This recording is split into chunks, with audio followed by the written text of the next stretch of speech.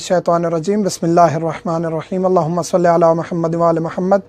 मोमिनीन कराम, जिस तरह के आपको मालूम है कि निकाह के अहकाम हम तफसीली बता रहे हैं। गुज़श्ता वीडियो में हमने जिक्र किया कि शादी के बाद पहली रात के मुस्तहब्बात क्या हैं, हराम क्या है मुबाशरत के दरमियान, मकरूह क्या है, मुबाह क्या है, मुस्तहब क्या है, ये हम आज जिक्र करेंगे। एक वीडियो हमने बनाई थी जिसमें जिक्र किया था बाज़ चीज़ें ऐसे फैल जाती हैं या दूसरे फ़िक़ा से हमारे मोमिनीन परेशान हो जाते हैं कि हमारी बीवी जो है वो इन चीज़ों से आया हराम तो नहीं होगी, जिस तरह दूध उसका मुँह में चला गया, बीवी का दूध या इस तरह बाकी चीज़ें, तो वो हम तफसीली जिक्र कर चुके हैं। उस वीडियो का लिंक भी हम इस वीडियो की डिस्क्रिप्शन में डाल देंगे, वो ज़रूर देखें ताकि मालूमात में इजाफ़ा हो। बाज़ चीज़ें ऐसी होती हैं जो ऐसे फैला दी जाती हैं लेकिन उनका हकीकत से कोई ताल्लुक़ नहीं होता, तो मोमिनीन को ऐसी चीज़ें बताना हम शरअन अपनी ज़िम्मेदारी समझते हैं। ये चीज़ें अगर हम नहीं बताएंगे, उलमा नहीं बताएंगे, तालिब इल्म नहीं बताएंगे, तो फिर मोमिनीन कहाँ से सीखेंगे। इसलिए इस ज़रूरत को महसूस करते हुए ताकि हमारी आने वाली नस्लों पर भी अच्छा असर हो और हमारा जो नौजवान तबका है जो शादीशुदा या शादी करने जा रहा है उनको भी सही मालूमात हो, मुस्तहब्बात का पता हो, हरामात का पता हो, ताकि वो अपनी ज़िंदगी इस्लामी तरीके के मुताबिक गुजार सकें और रूहानी अच्छे असरात मुरतब हों उनकी ज़िंदगी पर और बुरे असरात से वो दूर रह सकें। तो आज हम कुछ मकरूहात और आदाब जमा, मकरूहात और मुस्तहब्बात ज़िक्र करेंगे। हराम जो है वो जमा में वो ये है कि हैज़ की हालत में ख़ातून है तो उस हालत में उसके साथ जमा करना हराम है। इसके अलावा उसके साथ वतीफ़ दोबर यानी पिछली साइड से मक़अद की तरफ से उसके साथ जमा करना, अगर वो ख़ातून राज़ी है फिर भी मकरूह शदीद है, एहतियात करनी चाहिए, ये अमल नहीं करना चाहिए, लेकिन हराम नहीं है। बीवी हराम नहीं हो जाती ऐसा अमल करने से, लेकिन मकरूह है और मकरूह शदीद है। ये था हैज़ की हालत में या ये अमल जो इसकी वजाहत करनी ज़रूरी थी। कुछ मकरूहात हैं जिनके असरात हैं, ये हदीस रसूल और फरमान अहले बैत से हर चीज़ जिक्र करने जा रहे हैं। इनमें एक पॉइंट भी किसी आलिम की तरफ से अपनी तरफ से नहीं है, ना हमारी तरफ से है। ये तमाम हदीस के अल्फाज हैं और रिवायात मासूमीन हैं। महीने की पहली, दरमियानी और आखिरी रात जो इस्लामी महीने हैं, रमज़ान, शवाल, ज़िकात वगैरह, इनकी पहला दिन, पहली रात, दरमियानी यानी 15 का दिन, 15 की रात और आखिरी शब, और एक रिवायत में यह है कि आखिरी 2 दिन, पूरे महीने के आखिरी जो 28, 29 या 29, 30 का होता है, इस दौरान मुबाशरत नहीं करनी चाहिए। पहली, दरमियानी और आखिरी रात को महीने की, इसमें बीमारियां, बच्चे में बीमारियां पैदा हो सकती हैं। यानी जो बच्चा पैदा होगा इस दौरान अगर मुबाशरत की और बच्चा ठहर गया और वो पैदा होगा तो वो उसमें जज़ाम, बर्स वगैरह बीमारियों का ख़तरा है। इस तरह ज़ोहर के फ़ौरन बाद, ज़ोहर का वक्त होता है, ज़िवाल के फ़ौरन बाद करने से भी, मुबाशरत करने से भी बच्चे में बीमारियां आ सकती हैं। जमा के दरमियान कलाम करना, जमा के दरमियान गैर ज़रूरी ऐसे फजूल गुफ्तगू करने से भी, गैर ज़रूरी अल्लाह का जिक्र करना चाहिए, मुस्तहब है। बाज़ मोमिनीन इस्काल करते हैं कि जमा तो बुरा फ़ेल है, बुरा फ़ेल नहीं है, ये महबूब फ़ेल है खुदावंद करीम के नज़दीक। जब दो मियाँ बीवी आपस में मिलते हैं तो खुदा के नज़दीक महबूब फ़ेल है, क्योंकि वो शरी तरीके से अपने आप को मुरतब किए हुए होते हैं और खुदा के दीन पर अमल कर रहे होते हैं। तो उस दौरान अल्लाह का जिक्र कर सकते हैं, मुस्तहब है। और कोई कलाम या फजूल गुफ्तगू से उससे अगर बच्चा ठहर जाए उस दौरान तो उसका गूंगा होना ज़्यादा चांस होते हैं उसके, कि वो उसके जो ज़बान है उसमें गुफ्तगू नहीं आएगी, उसके ज़बान गूंगी हो जाएगी। जमा के दरमियान शर्मगाहें देखना, जमा हो रहा है, मुबाशरत हो रही है, उस दौरान मियाँ बीवी एक दूसरे की शर्मगाहें देखेंगे तो बच्चे के अंधा पैदा होने के चांसेस ज़्यादा हैं। यानी ये वो सूरत हाल है जब ऐसा करेंगे और उस दौरान अगर हमल ठहर गया तो जो बच्चा पैदा होगा उनमें ये असरात होंगे। इस तरह जमा के दरमियान किसी और का तसव्वुर करना, जमा हो रहा है, मर्द ने किसी और ख़ातून का नौज़ बिल्लाह मिन ज़ालिक तसव्वुर किया हुआ है, तो इस सूरत में भी बहुत बुरे असरात होंगे। और ये हदीस के अल्फाज हैं कि नौज़ बिल्लाह मिन ज़ालिक वो खुनसा पैदा हो सकता है, बच्चा हो, बच्चा बच्ची यानी लड़का लड़की तो नहीं होंगे, वो खुनसा पैदा होंगे, जिसको कहा जाता है कि शी मेल पैदा होगा बच्चा, नौज़ बिल्लाह मिन ज़ालिक। तो हर चीज़ का इस्लाम ने बता दिया। अगर हम इस्लाम के रास्ते पे चलें तो हम अपने आप को और अपने बच्चों को इन मसाइब व बलियात से बचा सकते हैं। एक ही कपड़ा इस्तेमाल करना, मियाँ बीवी फरागत के बाद जब दोनों फारिग हो जाएं, अपनी निजासत को एक ही कपड़े से साफ़ करेंगे तो उनके दरमियान अदावत पैदा होगी, दुश्मनी पैदा होगी। उन दोनों को अलहदा कपड़ा, टिशू, जो भी चीज़ है अलहदा यूज़ करना चाहिए। खड़े होकर मुबाशरत करना, ये इससे भी ममानियत है। अगर खड़े होकर मुबाशरत करेंगे उस दौरान अगर हमल ठहर जाता है तो जो बच्चा पैदा होगा वो बिस्तर में पेशाब करने वाला होगा, हर वक्त वो पेशाब करता रहेगा और चीज़ों को नजस करता रहेगा, उसकी पेशाब करने की रूटीन ख़राब होगी। ईद अज़हा की रात यानी ईद अज़हा की रात मुबाशरत भी मकरूह है, इसके भी इस तरह वज़ी असरात हैं।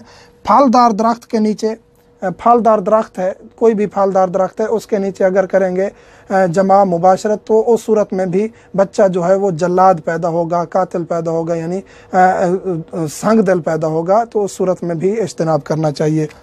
सूरज की शुआओं के सामने, सूरज की शुआएं सामने पड़ रही हैं तो उस सूरत में बिल्कुल मियाँ बीवी को अपने जिस्म से कपड़े बिल्कुल खाली नहीं कर देने चाहिए, ये भी मकरूह है। उनके जिस्म के ऊपर थोड़ा सा कपड़ा होना चाहिए जो उनको ढांप ले। अज़ान और इकामत के दरमियान भी मुबाशरत नहीं करनी चाहिए। हामला के साथ वुज़ू के बगैर, अगर प्रेग्नेंट है खातून तो उसके साथ अगर मुबाशरत कर रहे हैं तो वुज़ू करना चाहिए। वैसे भी वुज़ू करके जमा करना मुस्तहब है, लेकिन उस सूरत में ज़्यादा ताकीद है कि प्रेग्नेंट खातून है तो उसके साथ जमा से पहले वुज़ू करें। छत पर, खुली छत है, छत पर मियाँ बीवी मुबाशरत करते हैं तो इसके भी बुरे असरात हैं, यानी बेशरम, बेहया इस किस्म का बच्चा पैदा होगा, मुनाफिक पैदा होगा, इससे इज्तनाब करना चाहिए। सफ़र की रात, सफ़र करना चाहते हैं अगले दिन मियाँ बीवी तो उस रात के लिए भी मकरूह है कि वो मुबाशरत ना करें, तर्क करें। खाना खा के भरा पेट है तो उस सूरत में भी मुबाशरत नहीं करनी चाहिए, जिस्म को नुकसान पहुँचता है, बीमारियों का ख़तरा ज़्यादा होता है। खौफ और परेशानी की हालत में, मियाँ बीवी में से दोनों में से कोई एक या दोनों परेशान है या खौफ है तो उस सूरत में भी मुबाशरत तर्क कर देनी चाहिए, मकरूह है कि उस सूरत में मुबाशरत करें। कसूफ, खसूफ यानी खौफ की हालत है, चांद गिरहन का वक्त है, सूरज गिरहन का वक्त है, आसमानी कोई भी आफत है, तेज़ आंधी है, ज़लज़ला है, उस सूरत में मुबाशरत तर्क करनी चाहिए, मकरूह है। बच्चों के सामने ये इंतहाई अहम है।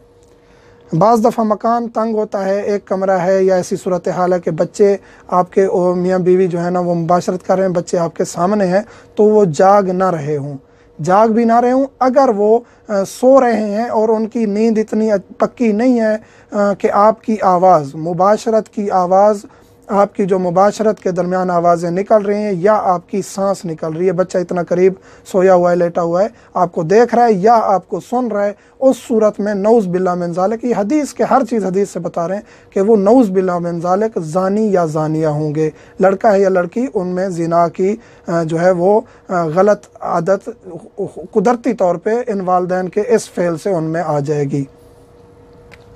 किबला रुख होकर, किबला रुख, मर्द किबला रुख हो के मुबाशरत ना करे, मकरूह है।